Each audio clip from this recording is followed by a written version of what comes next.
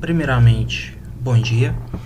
Na presente aula, iremos trabalhar sobre os povos nativos da América Espanhola em conjunto com o filme O Caminho para Eldorado. Recomendo aos alunos que não assistiram ao filme procurarem no YouTube, vou disponibilizar um link.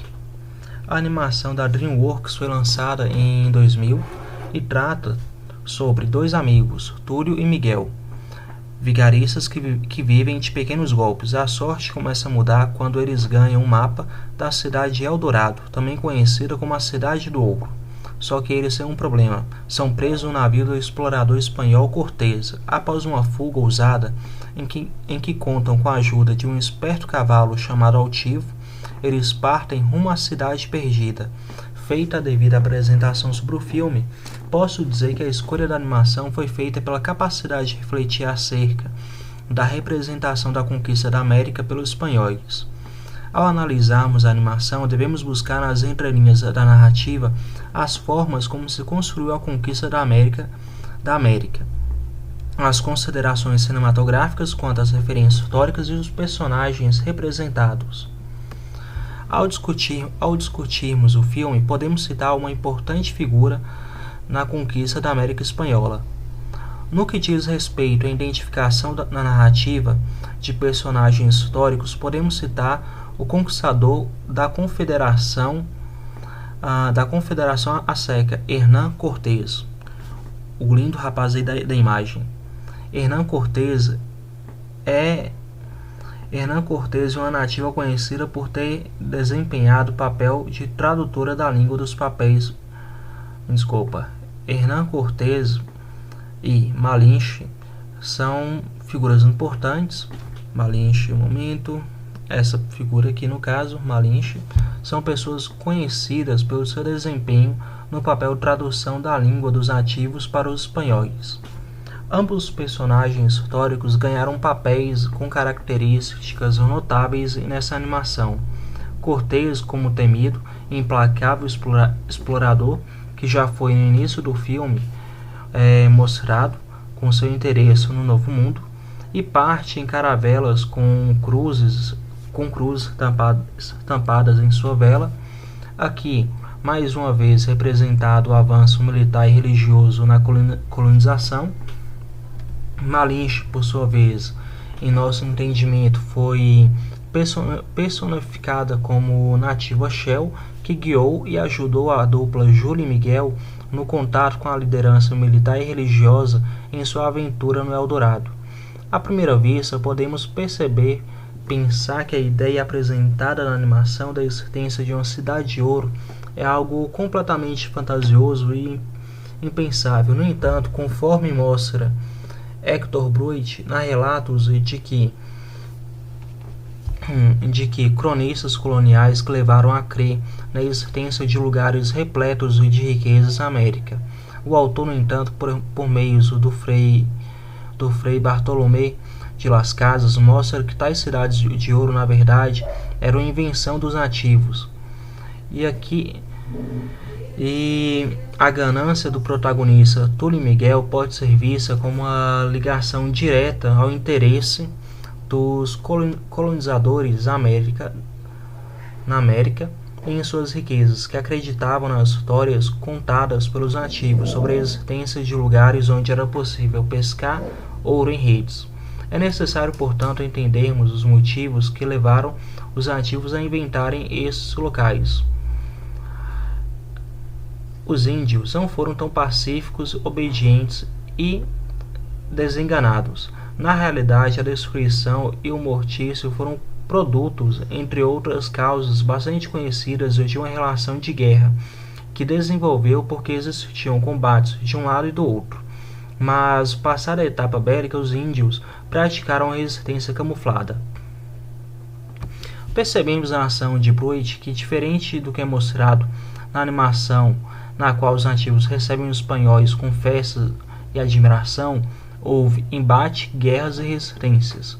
Segundo Bruit, a aceitação da lenda da Cidade de Ouro foi uma das formas camufladas que os indígenas usaram para resistirem à conquista, usada tanto para para verem os espanhóis partirem em busca de algo inexistente, como para fazer com que fossem para lugares distantes nessa missão fracassada. Levando algumas questões sobre o filme, iremos para uma parte mais objetiva da aula. Iremos apresentar algumas distinções entre os maias, incas e astecas. Apesar de não falarmos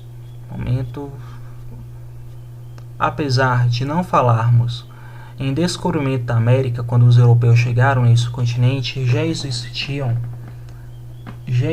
sociedades complexas que habitavam a região. Essas sociedades eram diversas e existiam no território americano antes da chegada de Cristóvão Colombo no século XVI. As mais conhecidas dentre esses grupos são as sociedades Inca, Maia e Azteca, civilizações importantes e desenvolvidas que chocaram os conquistadores espanhóis com sua cultura, arquitetura e estrutura política e social. As pirâmides, com as escadarias construídas pelos maias, as estradas dos incas, as cidades aztecas são até hoje motivo de admiração. São as características principais desses povos que veremos aqui. Os incas. Estima-se que os povos incas surgiram no ano 3000 a 1500, 3000 a.C. a 1500 depois de Cristo. Localização: o Império Inca estava localizado na região dos Andes, que atualmente abriga o Equador, Peru, Chile, Bolívia e regiões próximas.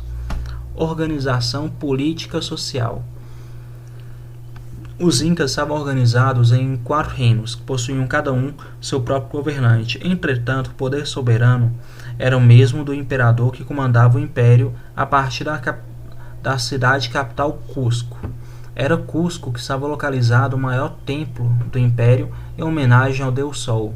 A pirâmide social dos incas estava organizada em Ianacona, os escravos protetores que ocupavam a base, nobres no meio, sacerdotes na ponta. Era uma sociedade estamental marcada pela imobilidade entre os tratos sociais. Os incas tinham como costume a utilização da chamada mita, um imposto que o povo precisava pagar em forma de trabalho ao Estado. Enquanto os espanhóis chegaram na América, acabaram por incorporar a mita no processo de colonização. Existia escravidão entre o povo inca, entretanto era bem diferente daquela utilizada pelos colonizadores. Entre os incas, a escravidão acontecia como forma de punição para aqueles que não seguiam alguma regra imposta pelo Estado ou se rebelava contra algo. Economia: a economia inca era baseada na agricultura.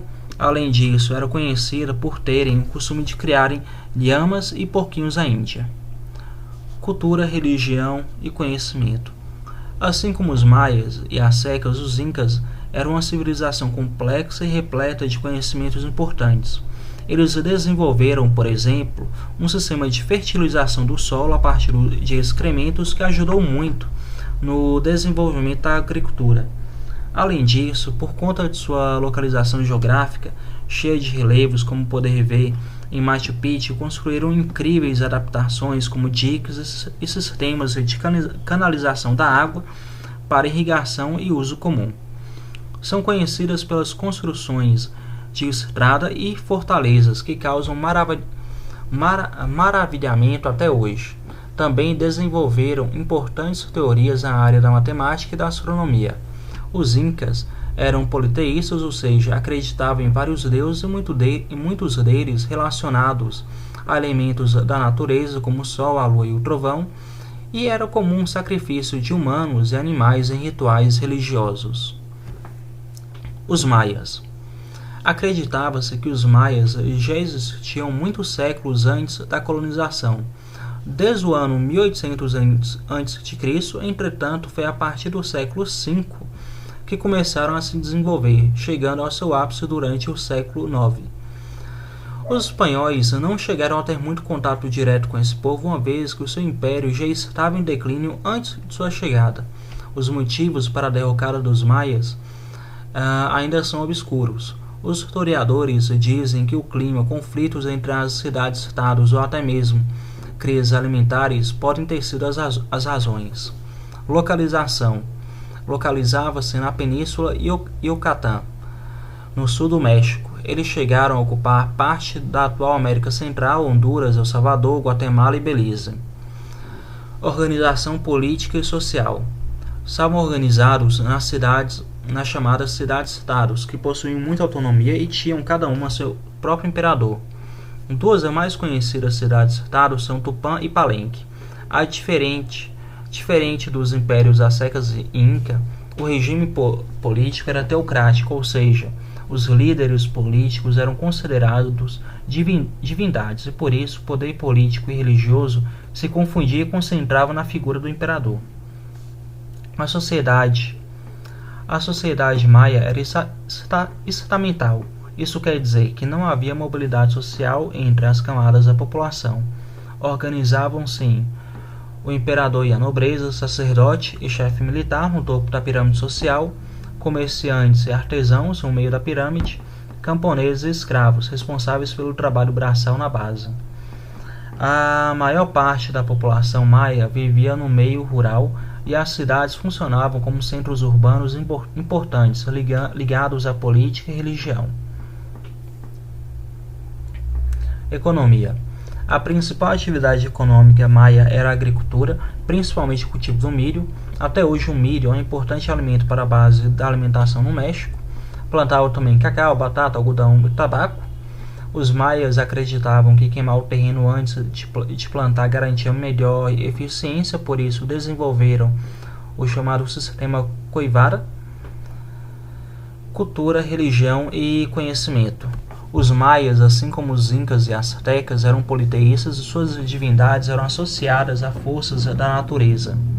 O Império Maia construiu pirâmides com escadarias, provas de que possuíam grande conhecimento em engenharia e arquitetura.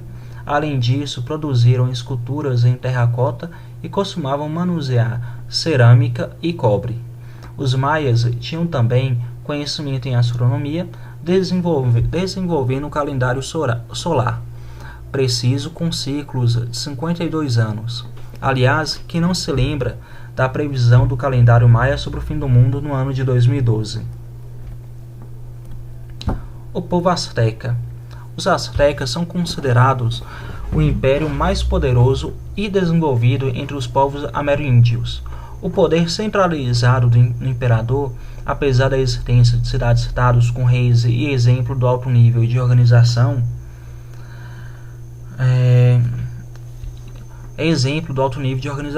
Localização. Os aztecas viveram em região próxima do que hoje é a cidade do México. O império tinha Tenochtitlan como capital. Tenochtitlan. Organização política e social. O poder do Império Azteca estava concentrado nas mãos do imperador, que governava a partir da capital.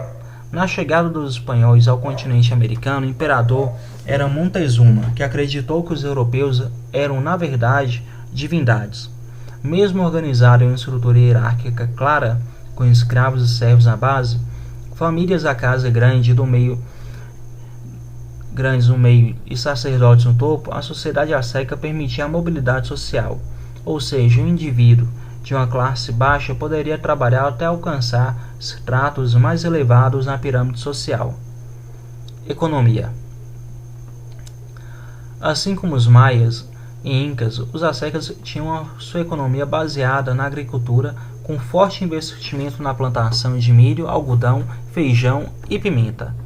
Foram os aztecas que inventaram o chocolate, que ao invés de um alimento doce, era uma bebida amarga oferecida aos deuses. Cultura, religião e conhecimento. Os aztecas tinham um profundo conhecimento de metalurgia, produzindo ornamentos de ouro e prata com facilidade. Para eles, esses metais não tinham o mesmo valor que para os povos europeus. Além disso, desenvolveram-se na arquitetura, astronomia e matemática. Por fim, agradeço a atenção de todos.